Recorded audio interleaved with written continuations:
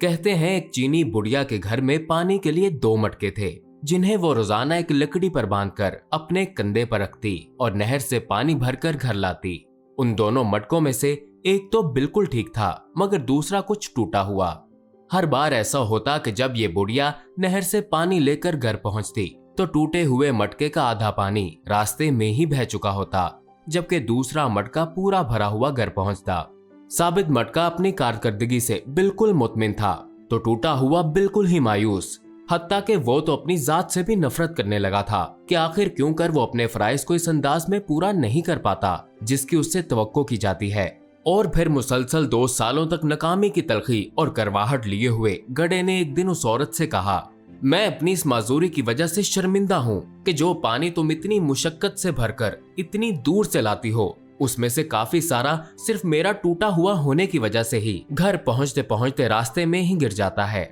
गधे की ये बात सुनकर बुढ़िया हंसती और कहा, क्या तुमने उन सालों में ये नहीं देखा कि मैं जिस तरफ से तुमको उठा कर लाती हूँ उधर तो फूलों के पौधे ही पौधे लगे हुए हैं, जबकि दूसरी तरफ कुछ भी नहीं उगा हुआ।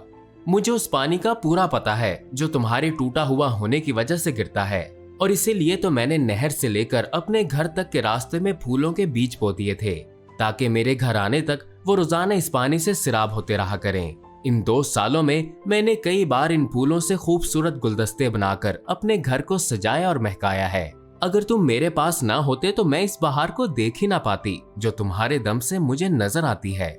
याद रखिए कि हम में से हर शख्स में कोई ना कोई खामी जरूर है, लेकिन हमारी यही खामियां, माजूरियां और ऐसा टूटा हुआ होना ही एक दूसरे के लिए अजीब और पुरतासीर किस्म के ताल्लुकात बनाता है। हम पर वाजिब है कि हम एक दूसरे को उनकी खामियों के साथ ही कबूल करें। हमें एक दूसरे की उन खूबियों को उजागर करना है जो अपनी खामियों और माजूरियों की झुंझलाहट के बोझ में दबकर नहीं दिखा पाते। माजूर भी मुआशरे का हिस्सा होते हैं और अपनी माजूरी के साथ ही इस मुआशरे के लिए मुफीद किरदार अदा कर सकते हैं।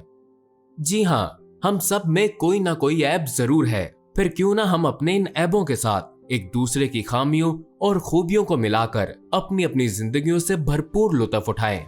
हमें एक दूसरे को इसी तरह कबूल करना है कि हमारी खूबियां हमारी खामियों पर पर्दा डाल रही हों।